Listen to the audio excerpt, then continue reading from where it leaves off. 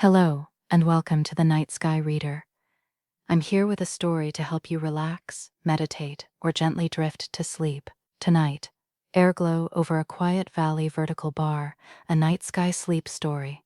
Settle in, close your eyes if you'd like, and let's begin. You are already settled in the grass of a quiet valley, and even tonight the sky is not completely dark. Above the black line of the ridge, where you might expect one clean band of shadow and nothing more, there is a faint unevenness, a softness in the dark itself. Airglow is what this is called, this low, patient light that Earth's own atmosphere makes at night, though at first it feels less like a fact than a suspicion. The ground beneath you is steady and a little cool through your clothes. A few blades of grass lean against your sleeve. One flat stone near your hand still holds a trace of the day, not warmth exactly, only a memory of it. The ridge ahead is simple and dark, a single shape that lets the sky begin. Nothing dramatic is happening here. That is part of the comfort. The valley keeps its own scale. The air is cool on your face, cooler than it was an hour ago. A thin hush of insects comes and goes somewhere downslope. Above them, above the fields and the stone and the dry stems at your elbow, the night sky has its own faint life. If you look straight at the pale seam above the ridge, it seems to thin out. The eye, especially a tired one, likes certainty, that same reaching for confirmation the rest of the mind has been practicing all day. It wants to center things, sharpen them, decide.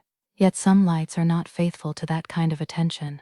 They are easier to notice when you let them remain slightly to the side, when you look near them instead of at them, the way you might follow a dim star more clearly from the corner of your gaze. So you rest your eyes a little left of the place where the ridge rises highest. You notice the texture of the grass before you notice the sky again. Some stalks have gone dry and papery. Others are still soft and bend against your wrist. Near the soil, a pocket of cooler air has begun to gather, as if the valley floor is quietly collecting the night. The ridge does not move. The sky above it does not brighten in any obvious way. Still, the darkness there is not uniform. It has a pearly thinning to it, the smallest suggestion of a band. Looking harder does not help. This becomes clear soon enough, and perhaps it is a relief. The faint seam rests best in a softened gaze. It does not need to be pinned down to exist. It only asks for the kind of attention that does not press.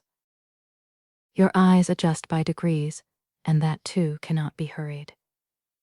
The stars overhead are present but not busy. They remain in their places while the horizon keeps its more secret work. A little to your right, one stone lies darker than the others because it has already lost more of the day's stored heat. The soil nearby smells plain and mineral, with a little dryness left in it. The valley is made of such ordinary things: grass, stone, cooling air, a long slope in shadow. Because it is ordinary, the faint light above it feels more trustworthy. Airglow is an old, quiet name for what you are noticing. The upper atmosphere can shine very faintly on its own, even on a moonless night, even when nothing unusual is taking place. Not brightly, not in any way that asks to be admired, just enough to make the sky above the ridge seem subtly less black than the ridge itself deserves. It helps sometimes to name a thing without demanding more from it.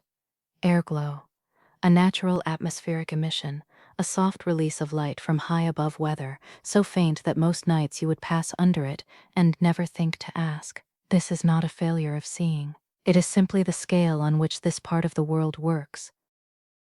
It is also not the same as aurora. Aurora arrives with motion and color and a kind of public visibility.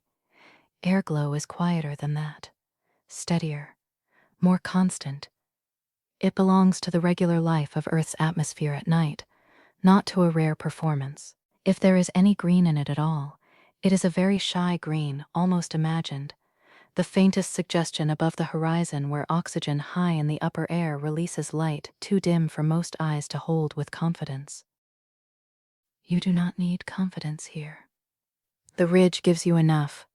Its dark shape makes the seam visible by contrast, and when your gaze softens, the band seems to settle rather than vanish. Near your hand, the flat stone has cooled further. The back of your fingers can feel the difference. Moisture has not yet gathered on it, but the night is moving in that direction. On some of the lower grass blades, there is already the beginning of dampness, too slight to see, barely there to touch. The valley does not switch from day to night all at once. It lets go in parts. Far above, Earth's atmosphere does something similar.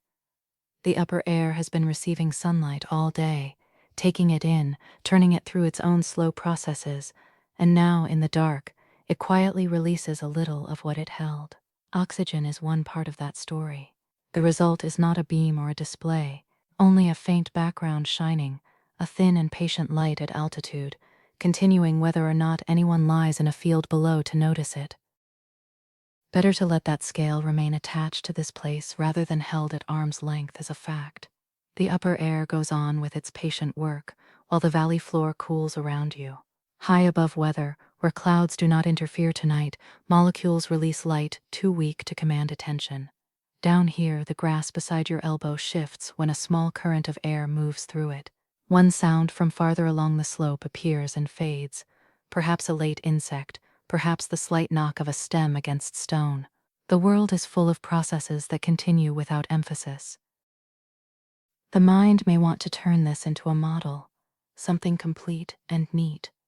If oxygen does this, then where, and why that color, and how high, and under what conditions? Those are good questions. They honor the world. But tonight, they do not need full answers. It is enough to know that Earth's atmosphere at night is not blank. It is active in a calm way. It emits its own faint light. It is part of home, not a distant curtain. The ridge helps with that thought. It keeps the sky from becoming abstract. The seam of Airglow rests above a place you could walk to in daylight, a place of scrub and stone and short grass, perhaps a fence line, perhaps a few pines where the slope turns. Right now it is all one dark edge. Above that edge, far above weather, the atmosphere carries on its nearly invisible work. This is the entire landscape, and it is plain. The valley keeps releasing the day in thin layers. Warmth leaves the stones. Scent rises a little from the soil as moisture begins to settle. The insect sounds are fewer now, not because silence has arrived in a grand way, but because each noise finds more space around it. The dark on the lower slope has thickened. The grass nearest your shoulder no longer looks tan or green.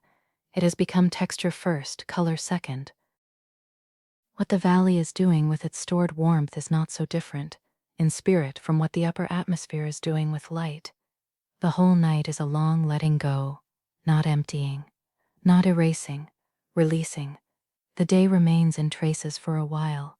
The stone remembers, the air remembers. The upper atmosphere remembers sunlight in its own remote chemistry. Nothing is clinging, nothing is hurrying. Thoughts from the day may still be near enough to name if you wanted to. The unfinished email, the face from a meeting, a date on a calendar, a decision that seemed sharp at noon and has grown less exact now.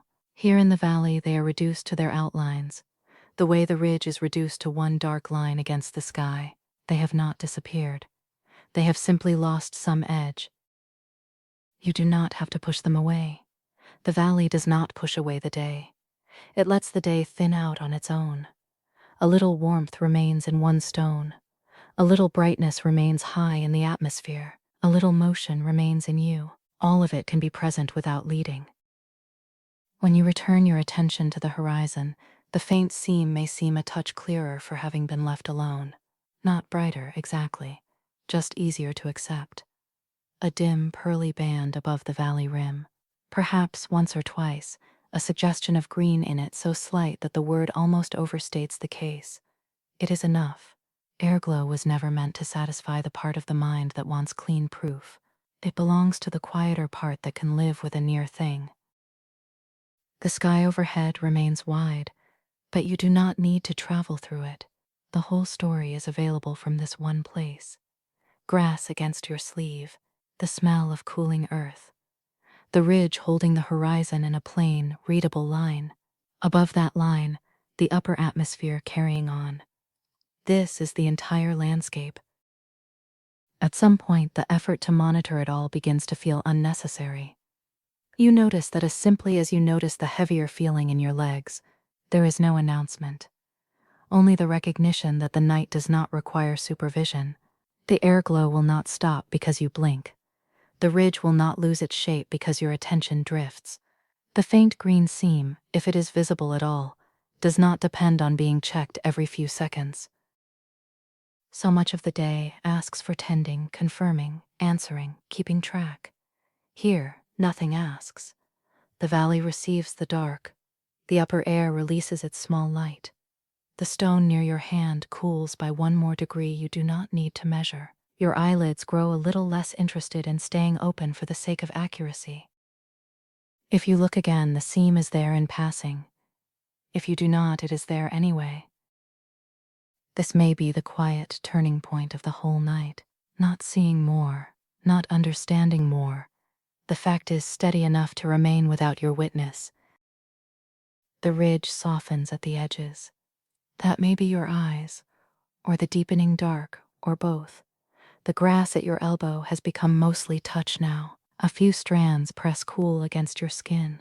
The air has settled into that late, even temperature that feels less like weather than like stillness held close against the face. Somewhere farther down in the valley there is one brief sound, then none. You can let the horizon remain where it is, half seen. The old habit of checking loosens. The mind does not vanish, but it stops standing guard. Thoughts still pass through, slower now, with wider spaces between them. Not blank spaces, more like the dark intervals between faint stars, or the soft band above the ridge that only deepens when you stop insisting on it. The valley has been holding you all along without making a point of it. The ground is level enough, the grass is close. The stone is now fully cool. Moisture has likely begun to collect on the lower stems, though you do not need to reach down to know. The night has gone on doing what night does, layer after layer, without asking you to manage any part of it. And still, above the ridge, the sky is not entirely dark. That opening fact remains true whether your eyes are open, half closed, or already drifting from the work of seeing. Airglow is still there, faint and untroubled, part of the quiet life of the atmosphere above this quiet valley. It does not hurry. It does not announce itself. It does not mind being overlooked. You have spent this whole watch in one place. You have not had to go anywhere for wonder, only to stay long enough for subtle things to become possible. The ridge is the same ridge. The grass is the same grass. The difference is only that your attention has grown less sharp at the center and more at ease around the edges. Now even that can loosen. Let the sky keep its own watch. Let the atmosphere continue its soft work far above weather, where oxygen and other molecules release their faint light into the dark. Let the valley continue cooling around the stones and stems and quiet soil. Let the unfinished parts of the day rest where they are, without being gathered up tonight. You do not need to keep looking to honor what is there. The grass remains at your elbow. The ridge remains ahead, a dark and simple line, above it whether you follow it or not. The airglow stays in its patient place, a dim seam in the night, a faithful light too subtle for force and perfectly able to continue without witness. If sleep comes now, nothing is missed. The sky goes on. The valley goes on. You can let your eyes close and leave the horizon to itself. Thank you for spending this time with the Night Sky Reader. May your night be peaceful. Until next time, rest well.